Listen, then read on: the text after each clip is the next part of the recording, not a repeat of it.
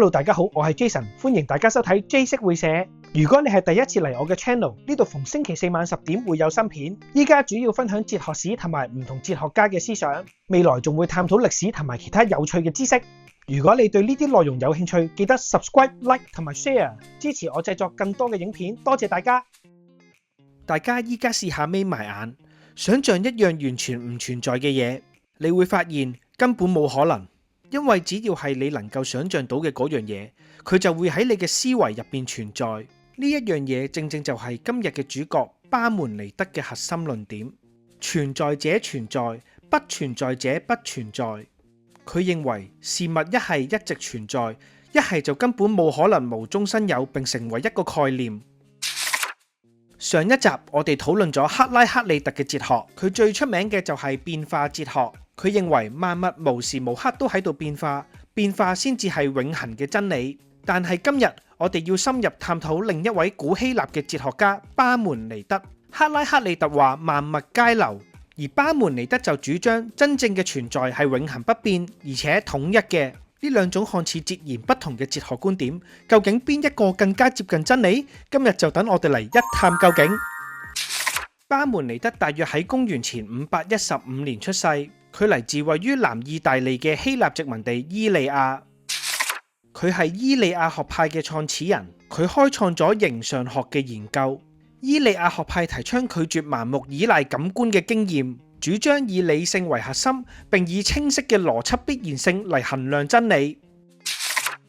巴門尼德嘅哲學思想同克拉克利特嘅哲學思想相反，喺之後嘅部分我哋會深入探討。除此之外，巴門尼德嘅生活方式亦都同克拉克利特形成鮮明嘅對比。上一集我哋提到克拉克利特為人孤僻，受到周圍嘅人敬而遠之，佢討厭社交，並且隱居喺深山入邊。而巴門尼德就同佢完全相反，巴門尼德舉止高貴，受到其他人嘅尊敬。當時嘅人非常仰慕巴門尼德，甚至流行起以巴門尼德般的生活作為讚美。我哋對巴門尼德嘅認識主要係嚟自佢嘅長詩《自然論》嘅殘篇，詩中以女神引導嘅旅程形式呈現佢關於存在同埋真理嘅觀點。巴門尼德同我哋之前討論過嘅哲學家好唔同，佢並唔關注宇宙嘅本源，而係集中探討存在嘅本質。佢認為宇宙係一個完整而且不變嘅存在，任何形式嘅變化都只係一種感官上邊嘅幻覺。巴門尼德嘅核心主張係真正嘅存在係永恆不變而且統一嘅，而唔存在虛無嘅嘢係唔可以無中生有並成為存在。喺佢嘅作品《自然論》入邊，巴門尼德將人類嘅理解比喻為兩條道路。第一條道路係真理之道，呢條路強調只有存在係真實嘅。佢認為真正嘅存在係永恆不變而且不可分割嘅。佢堅信唔存在冇可能變為存在，同樣存在亦都冇可能變成唔存在。換句話講，宇宙中冇可能有創造同埋毀滅，只有永恆嘅存在。任何形式嘅變化，無論係誕生、消逝定係流動，都只係感官嘅幻象而唔係現實。例如人生階段入邊嘅 BB、青年、老人同埋死亡之後變成骷髏骨，只係人類外在嘅形態變化，但係我哋作為人類呢一個概念始終不變，呢一樣嘢先至係永恆嘅存在。而第二條道路就係意見之道，呢條路象徵感官經驗嘅局限性同埋唔可靠。巴門尼德認為感官會欺騙我哋，令我哋誤以為變化係真實存在嘅。感官經驗係主觀而且充滿錯誤嘅，令到我哋了解唔到真理。因此，唯有透過純粹嘅理性思考，我哋先至可以超越感官嘅幻象，以客觀嘅分析去接近真正嘅存在。巴門尼德進一步指出，真正嘅存在唔單止係哲學上嘅概念，更加係思想同埋語言嘅基礎。佢話存在必須是能夠思考和談論的。佢認為只有可以俾理性捕捉而且表達嘅對象先至係真正嘅存在。感官經驗入邊嘅事物，因為佢哋嘅唔穩定同埋變化性，冇辦法達到存在嘅層次，所以屬於非存在。巴門尼德強調，真正唔存在嘅嘢係冇辦法俾思想同埋語言描述嘅。依家等我哋再睇下我哋啱啱開始嗰陣嘅例子，想象一下，如果你嘗試描述一樣唔存在嘅嘢，你會發現無論點樣，你嘅描述都需要依賴你所熟悉嘅嘢嚟構建。咁係因為真正嘅唔存在係冇辦法被思考或者說明。例如，我哋可以想象一個空無一物嘅地方，但係即使係咁，我哋嘅想象亦都賦予咗佢某一種存在嘅性質，例如空間呢個概念。再舉一個簡單嘅例子，假設我哋嘗試描述圓嘅正方形，由於呢個概念喺邏輯上係自相矛盾嘅，所以我哋冇辦法喺思想入邊形成咁樣嘅事物，因為佢根本冇可能存在。從呢一個例子可以證明，只有能夠被思想同埋語言描述嘅事物，先至有可能存在。而喺邏輯上矛盾或者無法描述嘅事物，就屬於非存在。佢明確指出，人不可能知道不存在的東西，那是不可能的，也無法說出它。巴門尼德認為，真正嘅存在只可以透過思想同埋語言去描述。如果係咁，有人可能會問，如果我可以用思想或者語言去形容一隻獨角獸或者一條龍，咁係咪代表佢哋真實存在？根據巴門尼德嘅哲學，好似獨角獸咁樣嘅事物喺思想同埋語言中確實以某種方式存在，但係呢一種存在僅限於精神嘅層面，而唔係物理嘅實體。換句話講，獨角獸嘅存在係一種概念上嘅存在，而唔係現實世界嘅存在。巴門尼德關注嘅並唔係呢一種所謂嘅存在，而係超越感官同埋想象嘅真正存在，永恆而且不變嘅存在。想象一下，你喺海邊度睇緊日出，見到太陽喺地平線上邊升起，呢一個景象係你感官所感知到嘅現象。巴門尼德會話，呢一種關於日出景象嘅存在屬於感官嘅層面，佢係變化同埋短暫嘅，佢並唔代表真正嘅存在。根據巴門尼德嘅觀點，真正嘅存在並唔係日出呢一種會變化嘅現象，而係太陽作為一個永恆存在嘅概念。即使日落之後你睇佢唔到，太陽依然存在，太陽唔會改變或者消失。呢一種對存在同埋非存在嘅區分，唔單止幫助我哋理解思想同埋現實嘅界線，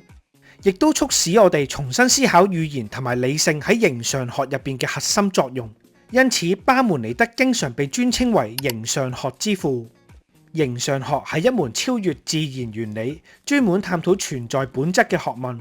關注嘅唔單止係萬物如何存在嘅自然原理，更加深入探討萬物點解會存在。巴門尼德嘅哲學唔單止係對存在嘅探索，佢嘅觀點亦都同佢嘅哲學同行克拉克里特形成咗強烈嘅對比，顯示咗兩種對現實嘅睇法。上一集我哋討論咗克拉克里特關於變化嘅哲學，佢用山路嚟做比喻，向上的道路與向下的道路其實是一條同樣的路，說明咗我哋唔應該完全依賴感官嘅觀察，因為感官可能會令我哋陷入主觀嘅錯覺。真正嘅理解需要深入思考事物背後嘅原理同埋規律。同樣，巴門尼德亦都支持呢一種睇法。巴門尼德認為，如果人類渴望追求永恆嘅真理，我哋就必須依賴理性，而唔係感官。巴門尼德提倡我哋唔應該依賴感官，而係應該從理性嘅角度嚟看待存在嘅本質。所以後世多數會叫巴門尼德為理性主義嘅始祖。佢哋兩個都強調理性嘅重要性，認為感官經驗會帶嚟誤導。克拉克里特同埋巴門尼德都提出咗我哋應該超越表象去思考事物背後嘅真理。然而，佢哋嘅核心理念非常唔同。克拉克里特認為變化係現實嘅特徵，佢最著名嘅嗰句人無法踏進同一條河流兩次，認為萬事萬物都處於不斷嘅變化之中。而巴門尼德就反對克拉克里特萬物皆流嘅觀點，佢認為變化只係一種幻象，並唔會影響事物存在嘅本質。現實係永恆不變嘅，我哋所感知到嘅變化只係幻覺，本源係永遠都唔會變化嘅。存在嘅嘢唔會變成唔存在，唔存在嘅嘢亦都唔會無緣無故誕生。佢嘅核心理念，存在者存在，不存在者不存在，強調咗存在嘅統一性同埋不變。